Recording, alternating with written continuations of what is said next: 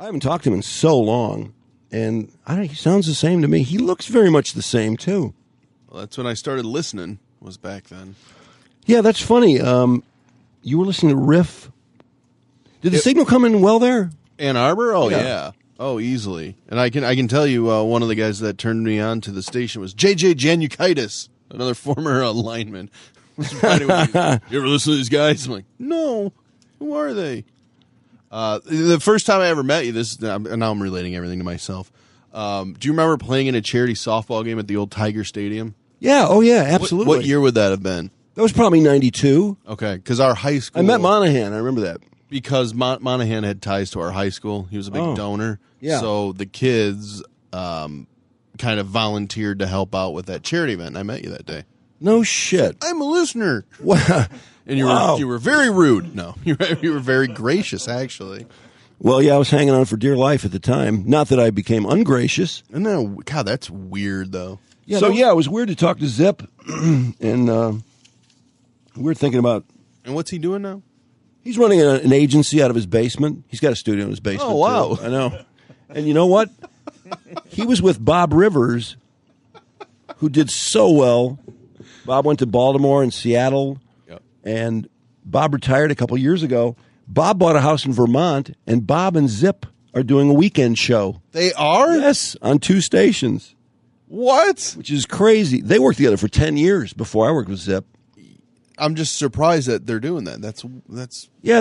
odd. They stayed friends. Bob forgave him. He was mad at Zip because they were a hot property out of WAAF. They had a lot of job offers, and they decided they were going to go to Sacramento, and it was a solid. I mean, Bob Wolf, who's Larry Bird's agent, represented Bob Rivers, and Bob Wolf had nailed this thing down. It was like 2 years, no cut. And I think it was more than 2 years. It was a lot of money. And Zip freaked out at the last second and didn't show up for a meeting. Zip. I know. Sounds to be kind of Zip's way, though, right? Yeah, he can. That can. I mean, I don't want to be a jerk about it, but Zip is has, what it is. He has trouble making decisions, no question. At times he did. I don't know how he's doing now. He sounds the same to me. I love Zip. But yeah, so but Bob forgave him, and Zip had stuff to forgive Bob for. I know if Zip's listening to this, if he listens back, he's going, "Hey, wait a second, that's not the whole story. I wrote a lot of those Christmas songs." And he did when Bob's Twisted Christmas came out, and everybody in the world was playing it. There's not one mention of Zip on that. Really? That whole not a mention. And Zip wrote, I believe he co-wrote a number of those. So we got to ask Zip about that. I can't wait to hear what he says. That's really interesting. Yeah. Yeah, and I don't know how much money Bob made on that. That was a real curiosity. I remember asking Bob, or suggesting, man, you must have made a killing on the Christmas stuff. And Bob always said, no, record companies are screwed. And I always wondered if he, said that, maybe. But wait, it was on a network for a long time, the Twisted tune. Oh, yeah, Oh, my God, it was huge. That first CD, though, was gigantic. It must have sold, I would think, hundreds of thousands of copies. It's on the shelves every year. So, I think my 2 favorite River stories are, number one, that he had a plane that the Barefoot Bandit stole. Oh, I know. Isn't that incredible? So odd. But then the other one, when he took the job in Baltimore, the Billboard, the 0-21 start. Yeah. That's kind of, I don't know, that's kind of cool in a way, but...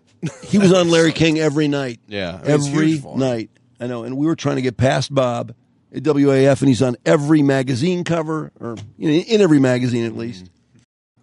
He's a self-promoter, the best. Uh-huh. And as we learned, because we're trying to get people to forget about Bob, and he's every fucking where, as the Orioles lose game after game after game. He started when they were 0-5, and they had their best pitcher was going the next day, and he thought, I'll be over tomorrow. And they kept losing, and the thing just got bigger and bigger. That thing was so huge. Eventually, we just gave in and started having Bob on. Yeah. Well, that's the only thing you could do. Yeah, if you can't beat him, join him. But they had a big... They had a huge following. I mean, that was a lucky break, actually. Falling in with Zip, that worked out fantastic. Mm-hmm. And then Phoenix was...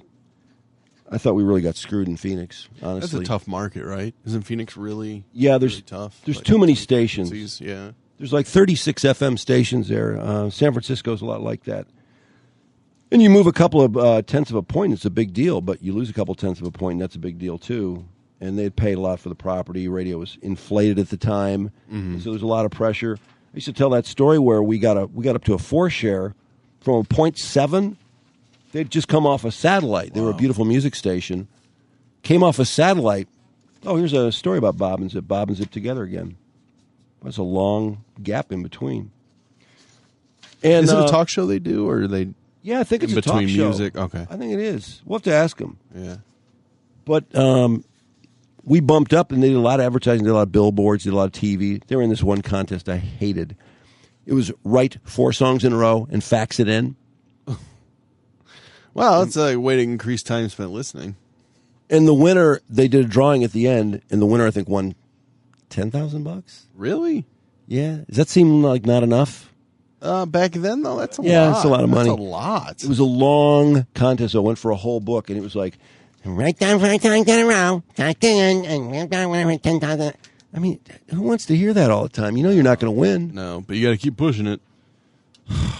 Anyway, when we got a 4-share, there was a big celebration, and the big boss came in, Alan Box, who owned Easy Communications, and there was a big sheet over a blackboard, and the whole time I was going, what's behind that sheet? It was like, congratulations, Drew and Zip. I don't know.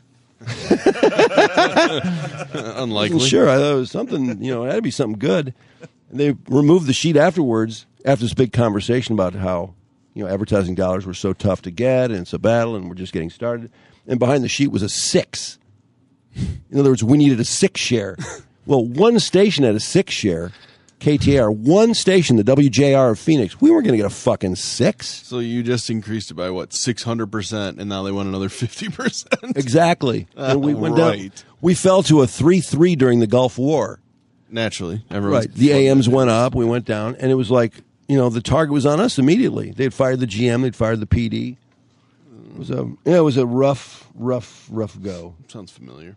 And I remember, too, getting calls from people going, yeah, a friend of mine told me that somebody interviewed for your job.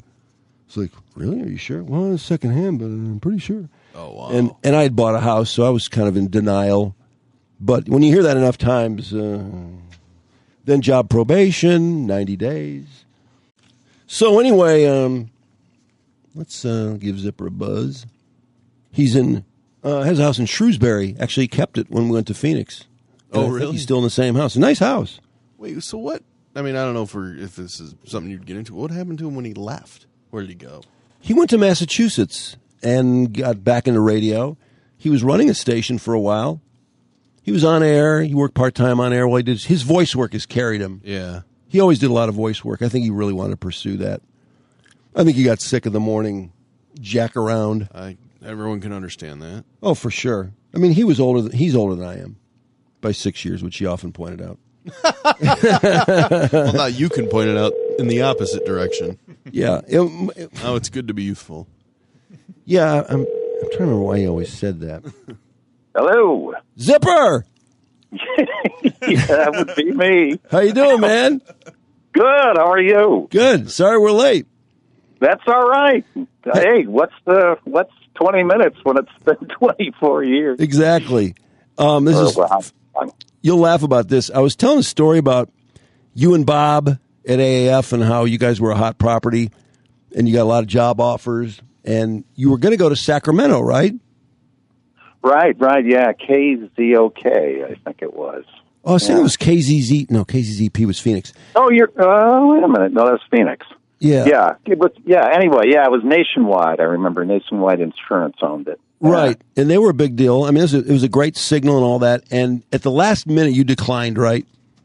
Yes, I did.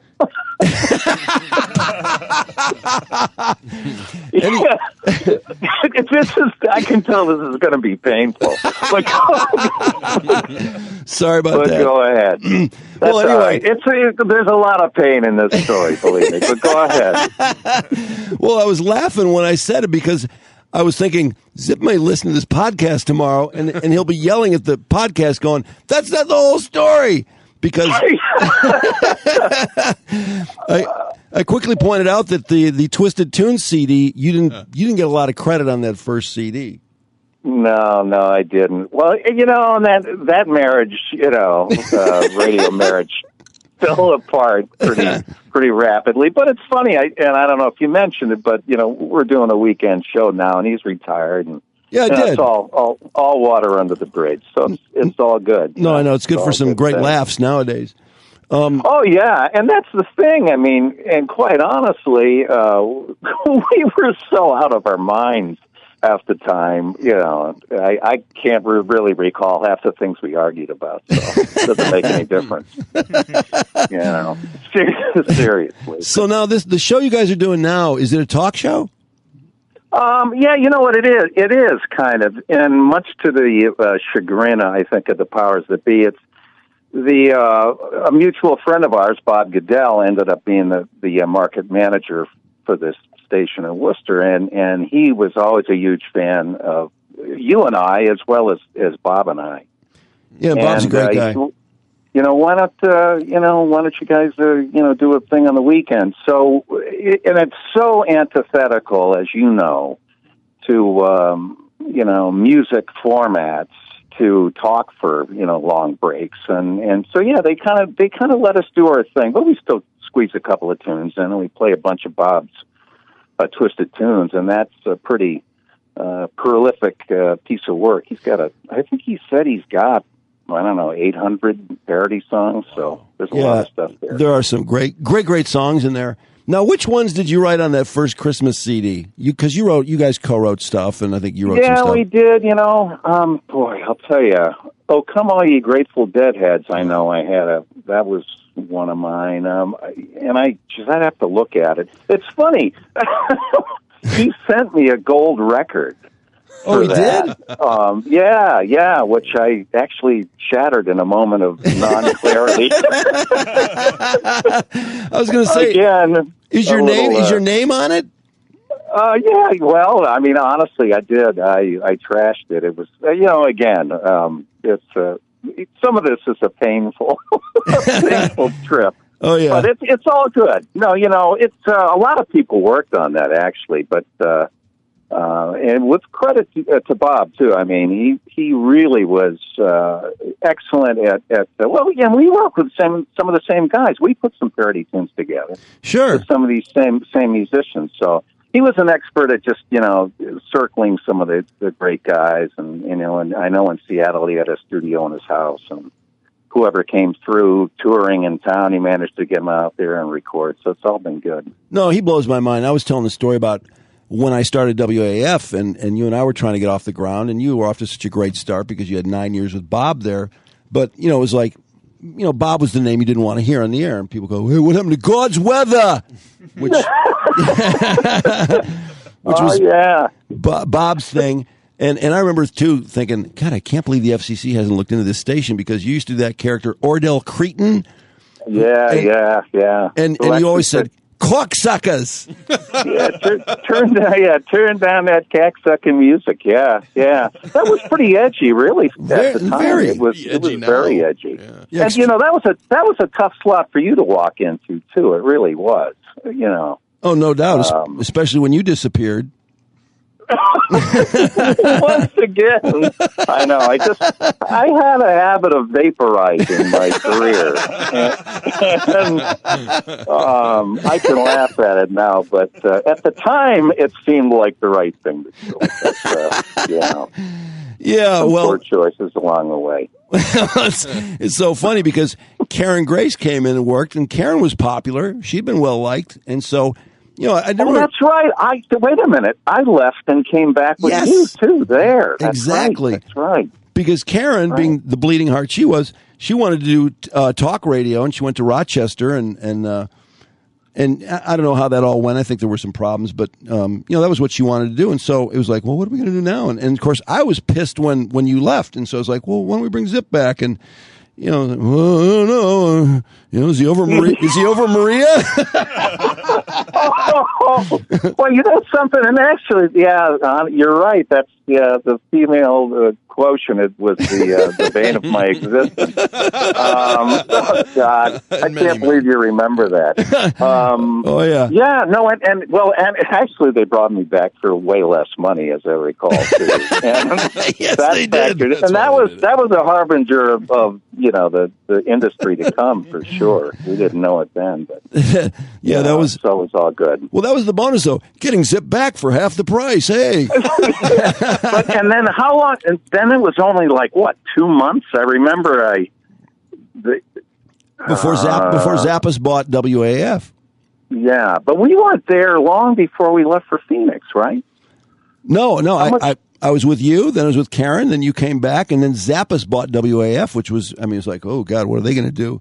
And that was a horror show at the beginning, and so we were like, ooh, boy, and we got our tapes out, and we had a lot of interest. We had a lot of shit going on, and Phoenix was when we flew out there, it was like, oh, God, why not? And the money was good. Yeah. It really was beautiful. Do either of you remember other markets that offered to you guys? I'm trying to remember what was going on at that time. Was it Don Anthony? Was that who it was? Yeah, Don Anthony he was a headhunter, and he got a hold of our tape, and Don Anthony started spreading it all over the place, and he had a lot of ins at a lot of stations. So, I don't remember exactly. I do remember when we came to RIF, though, we had an option to go to KUFX in San Jose. Right. Well, no, wait a minute. And I seem to remember, didn't we go out there? Didn't we fly out there? Yes. I just remember it was an incredibly expensive place to live.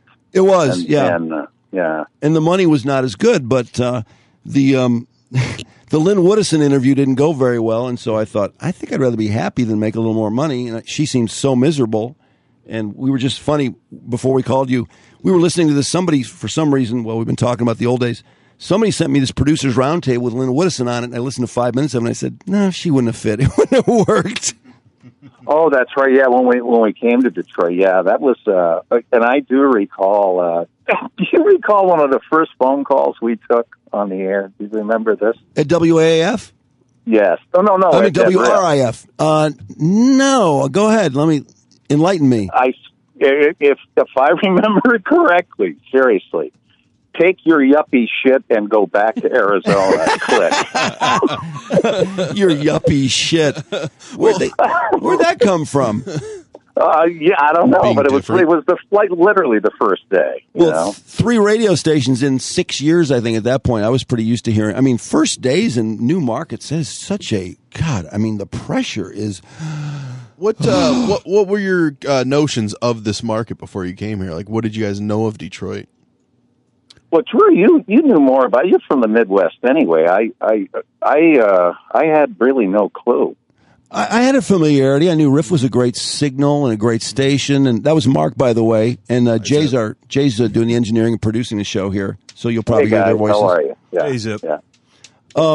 I just thought it was Midwest, and I thought it would feel. It felt kind of homey to me. It felt like home. I thought the mentality was I felt comfortable in Detroit. Whereas Phoenix, you know who the fuck you were talking to. It's so many transplants and snowbirds, and there wasn't really a local feel to Phoenix, in my opinion. At all. And there were, if you recall, there were 5 of every format. Yeah. Radio stations. I think we were one of 5 hot adult contemporaries, if I recall. Yeah, we were a hybrid format. We really got. I was looking at the stuff we did in Phoenix. I'm going, we really got fucked in that place because we turned that place on its ear.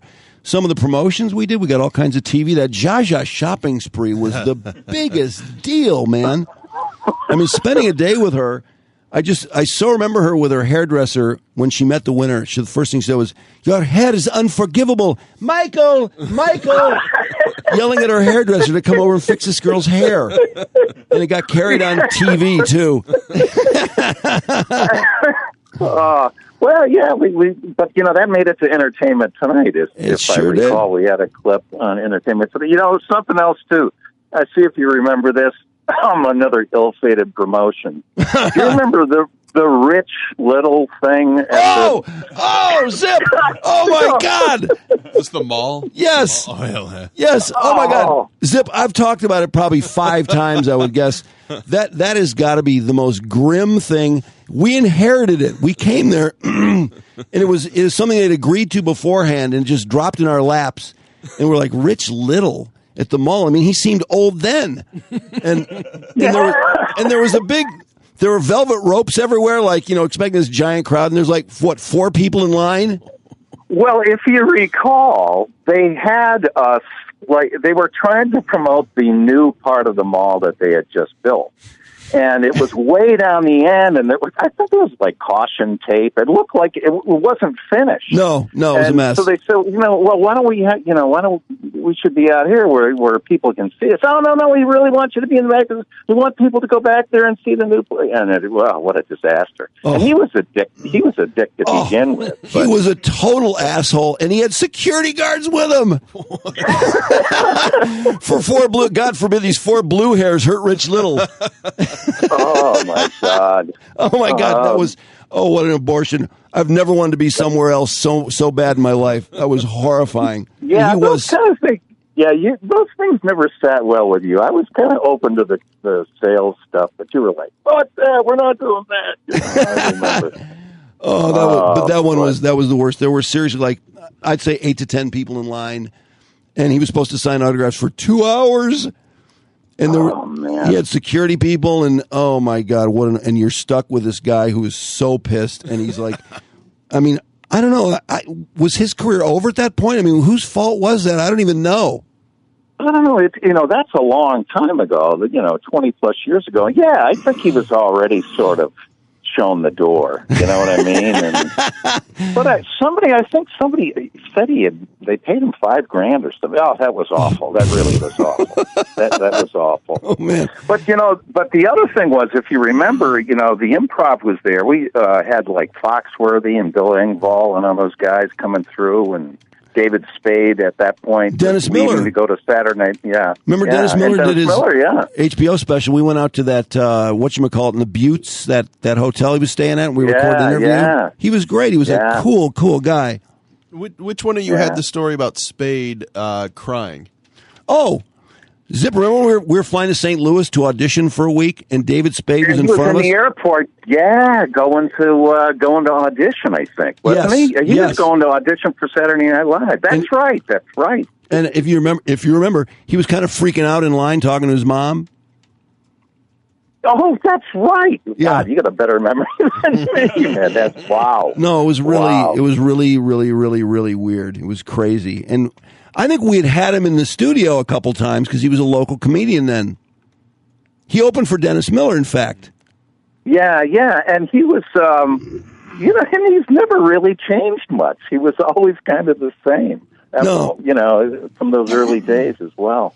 He's done so well for himself. But that St. Louis week is another one, that, we went through a lot of nightmares together. That St. Louis week was just hell. I thought they'd already fired the guy. I thought we were just filling in. He was still hired. He was taking a week off, and we were being auditioned while this guy still had the job. Oh, do you remember, I don't know if you've told the story, Tommy Lasorda and the Weight Watchers was it Weight Watchers? Yes. Sound familiar, Mark? No. Tommy Lasorda. That was brilliant on your part. Thank you. Tommy, it was. Go ahead and tell him. Tommy was promoting Weight Watchers, and so we got a gallon of ice cream. It was not Weight Watchers, it was like Haagen-Dazs, and filled a bowl. Yeah. 5 scoops of it, and told the audience, we're going to feed it to Tommy Lasorda, tell him it's Weight Watchers, and he ate the whole thing, and he was going, "Oh man, he's fantastic." And Zip, you're not going to believe this. John Hewlett just celebrated 40 years at Keishi. The U-Man? Oh, that's right. Yeah, I remember. Oh, yeah, U-Man. Absolutely. and the U-Man told me that he had shared that story with Lasorda years later at spring training, and Lasorda didn't laugh. He said he didn't think it was funny at all. No doubt. And remember those Goombas that Lasorda came in with? He had these big ass guys. Rich Little's guys were moonlighting with Tommy Lasorda, and he sat down. And we're trying to talk to him during commercial break. He barely said a word to us. He had the newspaper in his face, and he was just a real asshole. And as soon as the mic came on, he was like, Mr. Gracious. Oh man, yeah, it was fun. And then to come to to Detroit from Scottsdale, Arizona, technically, wow, what an adjustment. Yes. Well, this week, 25 years ago, well, actually not this week, but a couple weeks before, when we came in together, the Anita Hill thing was going on with Clarence Thomas, who's put pubic hair. That's right, yeah.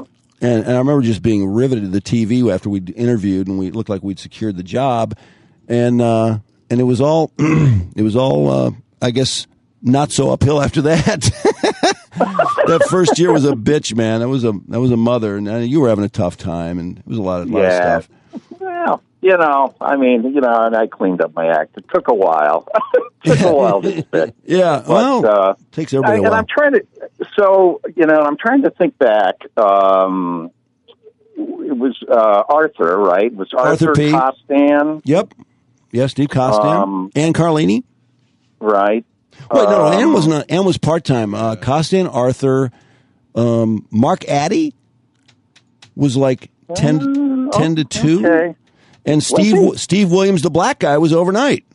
Yeah, like with the jazz pipes, Steve Williams. Yeah, he was really good. Great guy. Which was weird, a black guy in a rock format, and he gets stuffed in overnight at the back of the bus. Jeez. Yeah. And do you remember, like, it was like almost the second week where we were there, we had the Jamaican You're Crazy thing. Another inherited promotion. Which was kind of fun, but I do recall you and Mike goading me in after 6 scotches and sparking up a fatty to jump off those cliffs at Rick's Cafe. That's right. You remember? And you injured yourself, and you complained about it for months. Well, the funny thing was, I'm going to do this. Waddle out, jump off, and I hit the water, and I come back up, and the local natives are like, "Hey, biggest splash of day, man! Biggest splash of day!" Like, wow, and it was kind of numb. Yeah, I bruised my tailbone, something wicked. I also recall one of our faithful listeners diving off the top of the pool bar and breaking his nose. Remember that? Yes. We're at a very respectable resort with 50 RIF listeners, and I mean, they tore that place inside out. I'm sure the second day they're going, never have this fucking radio station back again. Yeah, a guy dove off. It was like the the lifeguard's chair or something in the shallow end or somewhere, and he hit his nose at the bottom of the pool and broke his nose. Oh my God! And honest to God, those people were drunk from the time we left Metro. No, till the time we got back. I mean, they were just shit-faced. Yeah, and the guy with the broken nose, he couldn't have been less bothered. He was not bothered at all by it. It was no big fucking deal. That thing was a mess too. I mean, I bet he's got a horribly deformed badge of courage. Oh man. Wow, that's great. Well, man, it's 25 years then. Holy 25 fucking years. I mean, that seems ridiculous. But sometimes it seems longer than that, though. Yeah. And we were catching up earlier. It's just the trials and tribulations of life. You know what I mean? The bookends, long and winding road. Mark and I were talking about that. It's been, there's a great ride in the middle, but the bookends were tough, man. Because I got to tell you, what you missed the second year at RIF was, I really thought they were trying to make us quit. And I don't know if you've ever been through that before when somebody's trying to make you quit and they'll just do. Oh, yeah. Yep. Oh, actually, I went through it with you that day they brought me in at AAF. It was like, hey, look, you have 2 choices. You can leave, we'll cut you a check, or you can do dubs at night. Right. So yeah, I've been there. Yeah, it was a lengthy period though, and I just remember finding out. This was in '93, so you'd probably been gone 8 months or so. Yeah, I found out. I was doing the promo faithfully every day, and find out that they haven't been running it for like 4 months. Oh, really? They're not even running it. I'm producing it every day, and it's not being run. That's nice. Yeah, I know. Ooh. Thanks a lot. Ooh. That's the way to promote the old morning show. Well, there were a lot of changes in ownership around that. Wasn't there changes in ownership with RIF? Yeah, there was. Not yet, though. It was still Great American at that time. And, they promoted Arthur P. That was what they banked on. And the morning show, it's funny, the morning show was like an afterthought at WRIF at the time. And that changed. But, and Arthur had been there forever, so I understood that. But if they were going to get going, they had to get the morning show hot. And the biggest insult of all was, when they sold WRIF at that meeting, I think it was, I want to say Dave Kroll, who was the head of Great American, had a meeting with the staff and said, well, the morning show changed. We never got over the morning show change. And Mike and I are like, oh, thanks a lot. And thanks for promoting the show. Well, now the two guys that brought us in or were there, Bob Schutte and Jim Pemberton, right? They were gone. They were gone. They were gone. Yep. Prior to me leaving. Yes. Correct? Yep. And Clint Sly and Greg Osham came in, and Clint was wow. I mean, he was a whirlwind. I'm sure he's done phenomenally somewhere. And Greg Osham has held jobs, a bunch of good jobs since then. So, they were sharp guys, but we were inherited dead weight to them, I think. Yeah.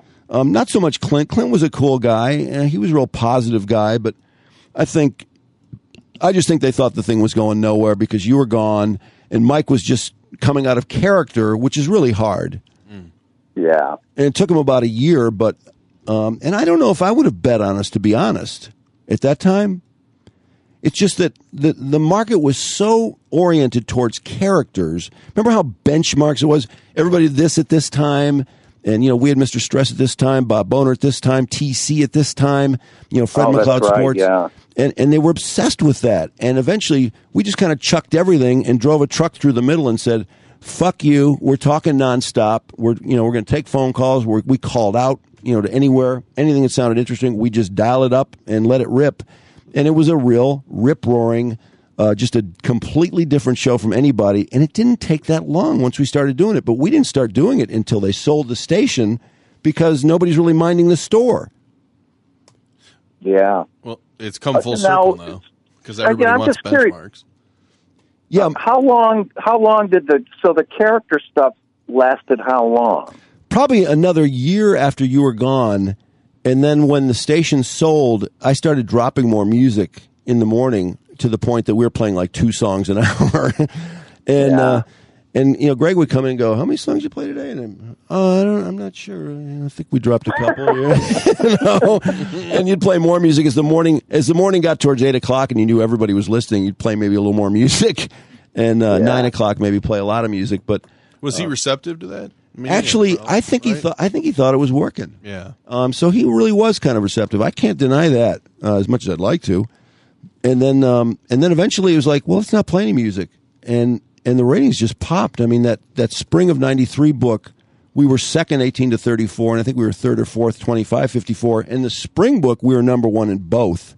So there was, how many shows were doing all talk in rock format in 1994? I mean, Howard Stern, John Brandmeier. Imus, maybe? Don Imus. He wasn't really in rock, though. Yeah.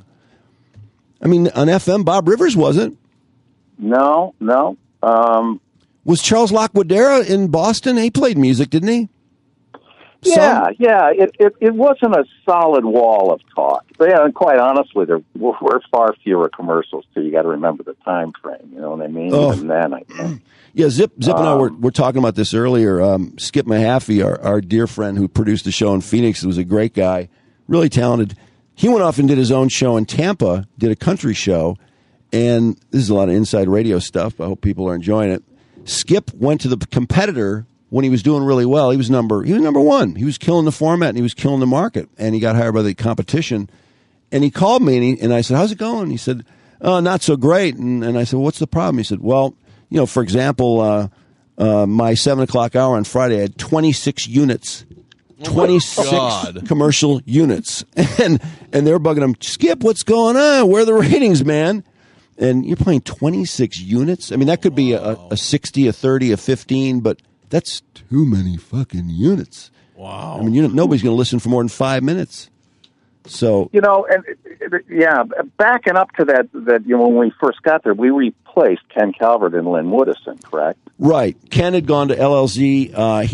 He had 18 months in the afternoon, and then he replaced Jim and George, which no one knew but WRIF because they had seen the contract, and so they spread the word really fast.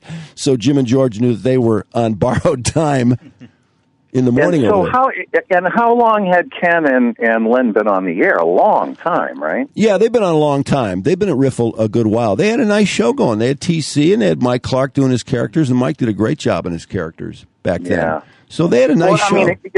Hence that frosty phone call remark. When we got there. Oh yeah. It is brutal to step in, especially as traditional and long time co-host morning theme. Wow. Yeah, I remember the first day in Boston, and you know what was fun about that was AAF was so much looser than anywhere I'd worked. I mean, I mentioned the cocksucker thing with Ordell Cretin, but some of those parody songs were really edgy. And then the first day I was there, I remember we were talking about Liz Walker, who was the anchor on Channel 4, was it, in Boston?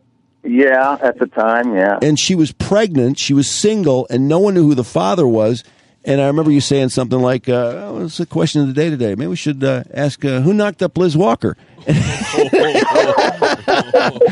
Which is the kind of thing you'd say off the air, but, you know, I thought, oh, wow, this is going to be kind of fun. I can tell this is going to be pretty cool. Just for the record, I don't remember saying that. Oh, my God. You know, it was great when Zip came back after being gone, you know, and Karen had filled in. We were screwing around like, well, what are we going to do the first day, you know? And so I don't know why we started doing this, but we had all these IDs, you know, that had been done by bands, you know, like the Rolling Stones. And a lot of them were group IDs, you know. I'm Mick, hey, this is Keith, hey, this is Charlie, you know, and we're the Rolling Stones, you're listening to WAF.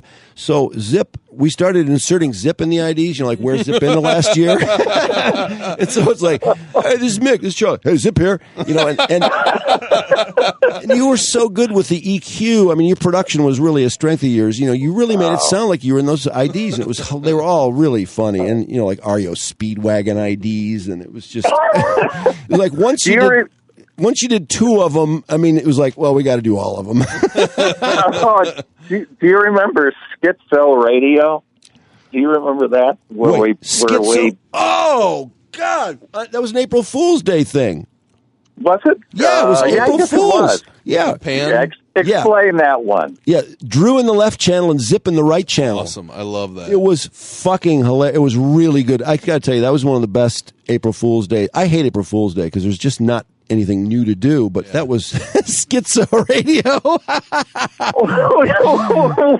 But you know that if you remember the first April Fool's thing we did in Detroit with the Pamprin.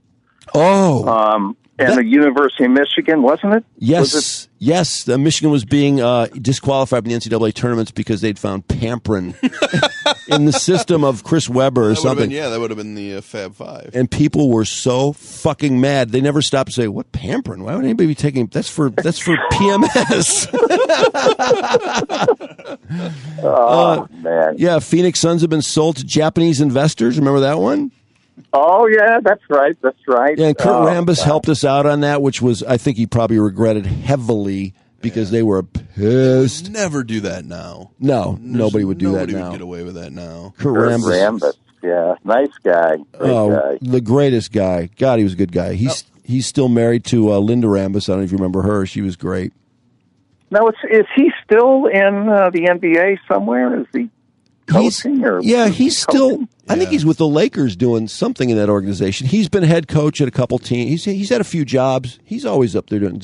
Mark's looking him up now. Mark is just super quick on the computer over here. Oh, he's that's right. He's an assistant at with the Knicks. Yep. Oh, okay. Yep. So that might be another short-lived Kurt Rambis job, but he's done really well. He's done great. Cool. Zip, cool. That's great, man. I was telling Drew, I remember when I listened to you guys, one of the big stories was Jeffrey Dahmer when you started. And another one, which would have been huge locally, wasn't that Kevorkian? Wasn't a lot of the Kevorkian stuff? Kevorkian, yeah. What do you guys remember from dealing with Kevorkian or Dahmer? I mean, some pretty heavy yet funny subjects to work with. We interviewed Kevorkian once. Do you remember that? Were you there when we interviewed Kevorkian? It seemed again a little hazy. Factoring in the brain cell loss. I'm not. Maybe so. Okay, because here's how. I mean, I know you portrayed Kevorkian in a number of gag calls. Oh yeah, and that we really had a lot of fun with that, and we had a parody song too to "Calling Dr. Love," "Calling Dr. Death," which we used to play it. We used to play that for years. But Kevorkian came in with Feiger, and they were promoting a Mitch Ryder song about Dr. Death, and it was basically Mitch Ryder trying to resurrect his career with this stupid song. And we couldn't have given a fuck about the song, but we wanted to talk to Jack. It was the only way we could get Jack in. So it was one of these really awkward things where Mitch was kind of butting into to mention that we're really here for this song. We just really wanted to get good stories from Jack about his sparsely furnished apartment and his. Yes, I do remember that now. Yeah.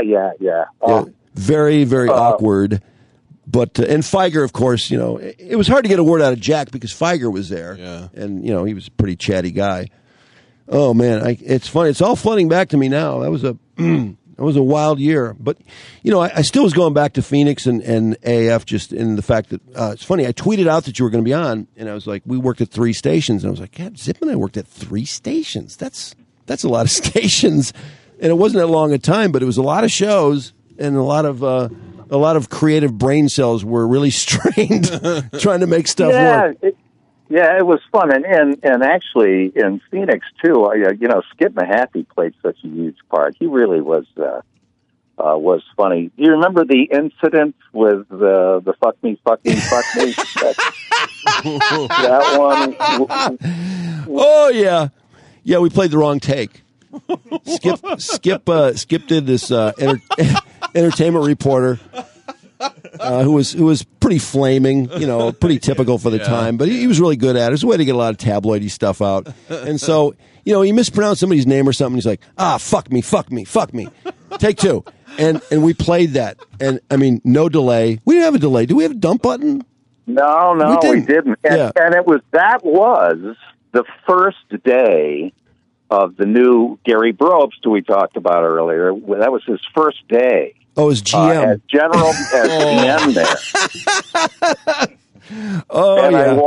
I walked down to his office, and he's got us on. And luckily, he was on the phone. He had us on in the background, but he was on the phone. He goes, "Hey, Zip, what's up?" I said, "Hey, we got a little issue. I said, got loose on the air." And he goes, what? And he was kind of a real Christian guy, if you recall. He was pretty laid back. Okay. And I just said, the worst one. He goes, don't let it happen again. He was cool about it. It was. And we didn't get one call. No, I don't know what was going on with that. Probably nobody was listening, but probably at that point. I know you're going to remember this. Do you remember when we had a bit running on the 2-track, and it might have been Skip doing that same character? And Zip threw like a wadded up piece of paper for the garbage, and it landed right in the play thing and the 2-track and stopped the tape. I mean, a total fluke. But I'll never forget that. It was a million places that thing could have landed. And tried to do it again, you wouldn't be able. No way. And Gary Probst just reminded me of something. He was our GM in Phoenix, and he had come in. The guy that hired us got fired. Gary came in. He was a good guy. He was a little heavy on the monogramming, and I'm not going to rag Gary because he passed away, and he's a good guy. But his car was monogrammed. Like the driver's side door was monogrammed. Oh my god! All his shirts are monogrammed. I just remembered something else. Who hosted Entertainment Tonight back then? Are you trying to get to Phyllis George? No. He dated. Who was the other host of Entertainment? She was like a Miss America. Mary Hart. Mary Hart used to date him. Remember, she came in the studio, and he was. Do you remember that day? And he was like really awkward with her. Yes, and they. Yeah, it was freaky. It was the weirdest fucking thing. It's like they knew each other, obviously, and we're like, what is going on with these two people? And then we find out that he had dated her, and his wife looked exactly like her. Oh, wow. Yeah, it was like, he was having a flashback or something. That was pretty cool. Yeah, that was strange. Hey, Zip, man, it's been great, and I want to tell you, if for any reason you want to blow in and do a couple shows, it'd be a lot of fun. It'd be great. It's been great catching up to you. Yeah. I can't believe it's been 25 years. I know. But nuts. I appreciate it. Yeah. We'll chat. We'll make it happen. For sure. You got it, buddy. All right. Thanks, guys. I'll talk to you soon. Thanks. You bet. See you, Zip. Bye-bye. That's awesome. Oh, brother. Wow. It's funny when you don't talk for that long. A lot of stuff. Well, it's funny when you bring something up and it's like, you just see it slowly coming back. It's like, oh, yeah. I mean, everybody has that with their friends. Like, wow. I can't. That fuck me thing, I completely forgotten about that. Oh, what a debacle. And that Rich Little thing. I mean, it actually pains me to think about that.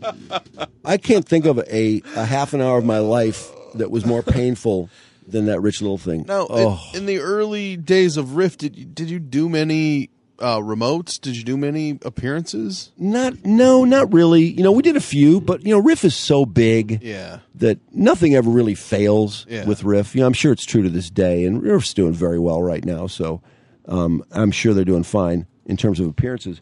I mean, and sometimes it's a totally sales oriented thing, which is not exactly what you want to do, but they'll still draw people just because there's always people anywhere in this town that listen to Riff. The problem with this thing was it was a station, like I said, coming off a satellite that played beautiful music, and the only attention it really got was the beautiful music people were going, because beautiful music people had no outlet at that station. They were all furious, of course. What is this crazy station you put on? You've taken away the only source for beautiful music. Nobody was going, hey, what's this new station? Hey, it's exciting. Another new morning show, a new station, new talent. No, there were so many stations there. He said there were 5 in our format. Now, how long was Zip here? Like, when did he leave approximately? Do you remember? I think he left around, I want to say about a year after he got here. About a year? Yeah. And it was the end of 92? End of 92. And Clark just came out of character because Mike was doing his characters, and Stress was kind of in the studio almost, where he would literally talk as Stress all the time. I remember those. I remember the. And actually, it worked fairly well. In fact, our first book... That had been a strain on his voice, though. Yeah, I would think so. People used to always ask him about that, and he never complained. It never bothered him. But the first year the first book was really good because Zip, as you can hear, Zip is great. He's a pro. He was really funny, and he'd had so much experience, was real cynical, and at the same time had the kind of humor that knew how to use it. He did character voices. I should have gotten him to do... he does that Schmucker's voice. Oh, yeah. He does that voice to a T. Schmucker's. With a name like Schmucker's, it had to be good. What's that guy's name? Damn it, I just said it. I can't remember, yeah. It's got a crazy-ass name. The voice of Schmucker's. He just had a lot of, like that thing with the IDs. It sounds so stupid, but it's really funny. I mean, really good. He just had a real twisted sense of humor, and...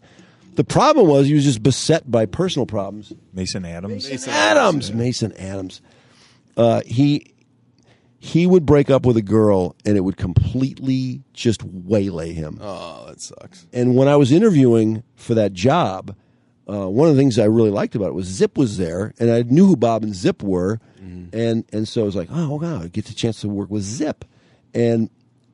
And right before I took the job, the PD was a female, Cindy Slater, and she was actually one of the probably maybe the best PD I ever had. She was great, really creative, just a lot of ideas. How many times you sit down with a PD and they have a great idea for a bit? Yeah. Or, hey, why don't you call, see that story about so-and-so? Why'd you call that guy? I mean. Rare, yeah. Very rare. Really up on the news and what was going on. It was funny because the only female PD I've ever had. And she really knew the format. She loved the music. She was great. Usually when they do that, they want to be on the air. Yes. Yeah, quite often. Yeah, that can be the downside. Sometimes in your time slot. But she mentioned, a thing about Zip, I got to tell you, I don't know how long he's going to be around here. And I said, what? I thought he just decided to not take that job with Bob. And she said, well, yeah, that's true, and that's why he's here, but... Zip and his girlfriend just broke up, and he's really having a hard time with it. And I was like, so? I mean, what's the big deal? And I didn't know what the big deal was until I got there. And, oh, man. And when he got on Maria, he just got stuck. I mean, it was like, so here's the deal with Maria, and you go, oh, no, here we go. And he'd tell you, what the crux of the problem was, why they split up or what the latest disagreement was. And he just kind of, I've never known anybody that really got that. Because this guy, I mean, you've seen Zip. Mm-hmm. He has no problem meeting women. Mm-hmm. I mean, women love Zip.